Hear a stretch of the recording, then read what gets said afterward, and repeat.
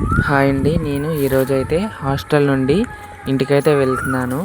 ముందుగా నేనైతే ఏటీఎం నుంచి మనీ అయితే విత్డ్రా చేశాను. నెక్స్ట్ నేనైతే బస్సు ఎక్కేసాను.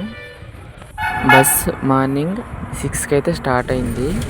గుంటూరు వెళ్ళేసరికి 8:30 అయింది. విజయవాడ వెళ్ళేసరికి 9:15 అయితే అయింది. కొంచెం బాగా ఆకలిగా ఉండేసరికి మార్నింగ్ నేనైతే ఇక్కడ చిన్న హోటల్లో సాంబార్ ఇడ్లీ అయితే ఆర్డర్ చేసుకున్నాను. Next Vijayawada to Vizag bus అయితే నేను ఎక్కాను. బస్సు ఎక్కే ముందు నేనైతే జున్ను కొనుక్కున్నాను.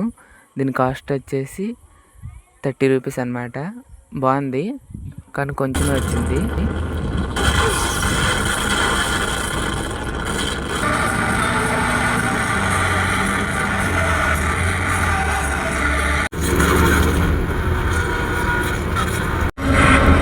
గోదావరి అయితే చాలా బాగుంది వ్యూ చూడడానికి.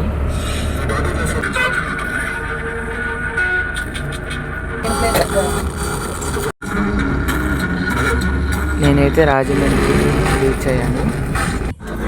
ఈ జర్నీలో నేనైతే మొత్తం 3 మూవీస్ అయితే నేను చూసాను.